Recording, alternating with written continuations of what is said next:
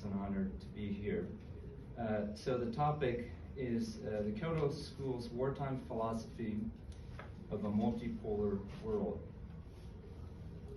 During the early 20th century, the Eurocentric worldview was beginning to be challenged. With the rise of Japan waging the Greater East Asia War, or World War II, it came under threat by a non-European power claiming to fight for Asia's defense against Western imperialism to establish a new pluralistic world order. During this time, a circle of philosophers, the Kyoto School, felt it their duty to philosophically contribute to what they believed to be the unfolding of a new world order.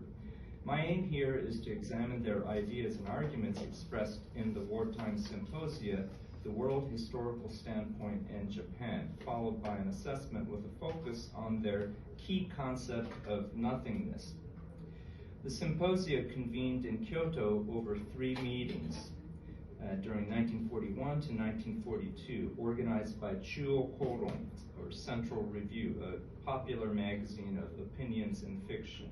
Participating were Kosaka Masaki, Koyama Iwao, Nishitani Keiji, and Suzuki Shigetaka. The 3 discussions titled The World Historical Standpoint in Japan, The Ethical Nature and Historical Nature of the East Asia Co-Prosperity Sphere, and The Philosophy of Total War were serially published in the journal Chuo Koron in 3 issues, and then compiled into a book published by Chuo Koronsha, taking the title from the first session in spring of 1943. The symposia were an outgrowth of meetings held secretly with the Yonai faction of the Imperial Navy that had approached the Kyoto School 6 months before the attack on Pearl Harbor to discuss how they might restrain the army from its recklessness in Asia, hoping to turn public opinion against their aggressive and expansionist aspirations under General Tojo Hideki. Oshima Yasumasa, who was in charge of the clerical affairs, claims that the original draft version of the transcripts contained clear objections to the decision to go to war against the Allies. But by the time the discussion went to print, the attack on Pearl Harbor had already occurred. While any extensive criticism of or negative references to Tojo were deleted, what was published was still attacked by the right as seditious and anti-war and ivory tower speculations. After June 1943, all public activities of the Kyoto School became targeted and subsequent printings of the book blocked by the government.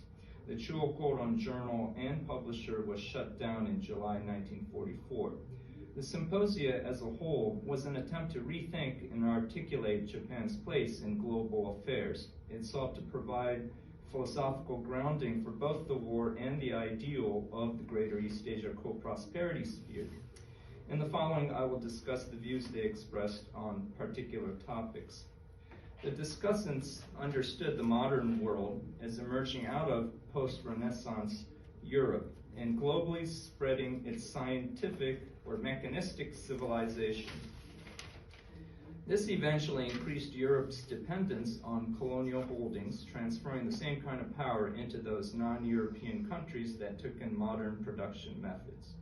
Capitalism, machine civilization, and the lack of resources then became the causes of imperialism in World War II, according to the discussants.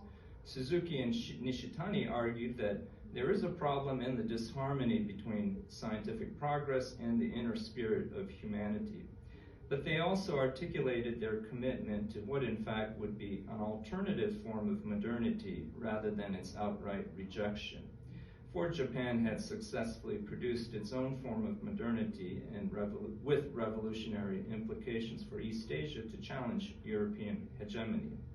Another target was the modern view of history that takes history as a linear progression culminating in Western modernity. Koyama instead expressed his preference for an understanding of the particularities of national histories in a pluralistic vision. Suzuki asserted that a philosophy of world history is needed that can advance beyond Hegel's historiology. Suzuki and Kosaka agreed that such a philosophy would emerge from a practical consciousness of a practical creator of world history. Thus, A purpose of the discussions was to assess Japan's position on the basis of its modernization and emergence as a global agent and articulate its world historical standpoint. While contrasting this to the older Eurocentric vision, they also contrasted their view to the myopic patriotic view assumed by Japan's educational policy. Not only did this contrast with the Hegelian view, it contrasted with and irritated the ultranationalist invocation of a mythical, eternal Japanese essence. The necessity of having to step beyond its accustomed central position has driven Europe into a crisis. While the world breaking free of the Eurocentric perspective is ripe, according to Nishitani, for the construction of a pluralistic world order. They thus called for a world of autonomous regions, a plurality of historical trends, beginning with East Asia. They claimed Japan's mission was to establish a new pluralistic world order in East Asia and the Pacific